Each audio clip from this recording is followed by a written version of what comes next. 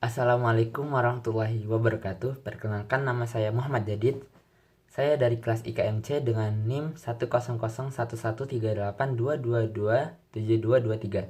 Hari ini saya akan membahas mengenai isu pangan yang berkaitan dengan undang-undang yang berlaku di Indonesia.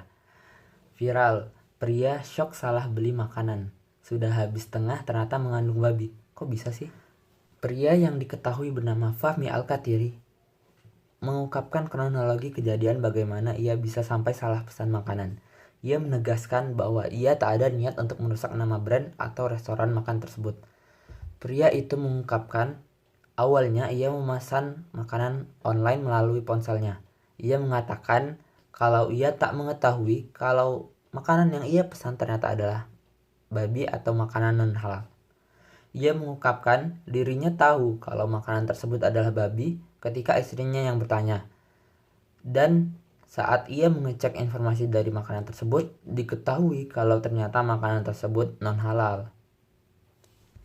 Diketahui bahwasanya penjual makanan tidak menampilkan label non halal pada makanannya, dan juga tidak ada keterangan jelas mengenai bahan-bahan yang digunakan dalam makanan tersebut.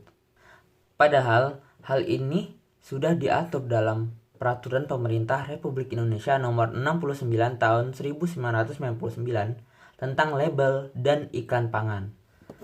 Pada pasal 1 ayat 5 dijelaskan bahwasanya pangan halal adalah pangan yang tidak mengandung unsur atau bahan yang haram atau dilarang untuk dikonsumsi bagi umat Islam, baik yang menyangkut bahan baku pangan, bahan tambahan pangan, bahan bantu, dan bahan penolong lainnya termasuk bahan pangan yang diolah melalui proses rekayasa genetika dan iradiasi pangan, dan yang pengelolaannya dilakukan sesuai dengan ketentuan hukum agama Islam.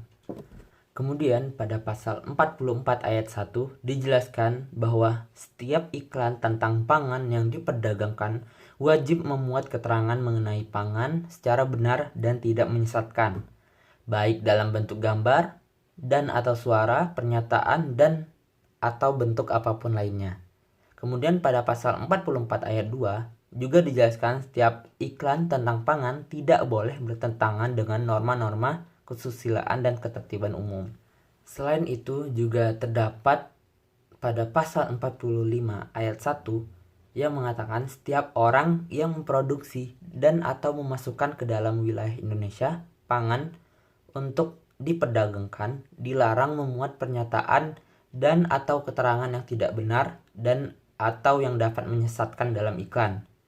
Kemudian pada pasal 45 ayat 2, penerbit, pencetak, pemegang izin siaran radio atau televisi, agen dan atau medium yang dipergunakan untuk menyebarkan iklan turut bertanggung jawab terhadap isi iklan yang tidak benar, kecuali yang bersangkutan tidak mengambil tindakan yang diperlukan untuk meneliti kebenaran isi iklan yang bersangkutan.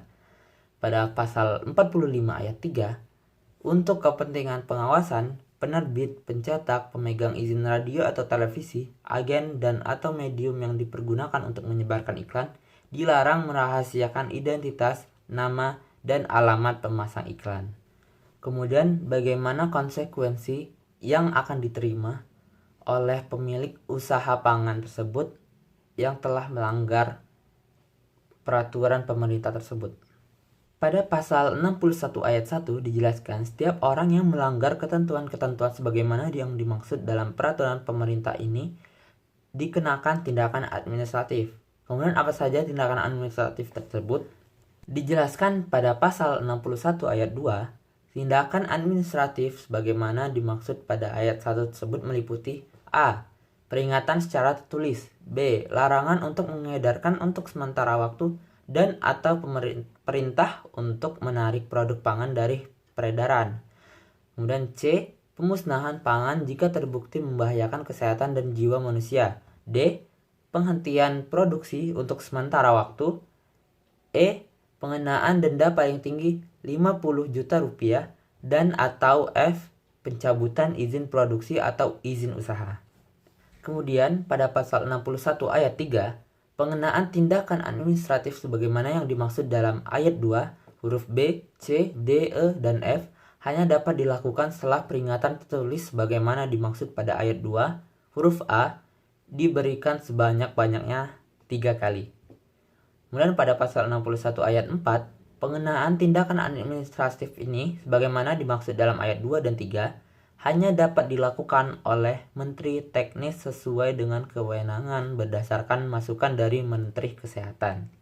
Kemudian dari isu ini kita dapat simpulkan bahwasanya sebelum kita membeli suatu pangan atau makanan yang menurut kita belum kita ketahui keterangan ataupun label, ada baiknya kita mencari tahu sebelumnya.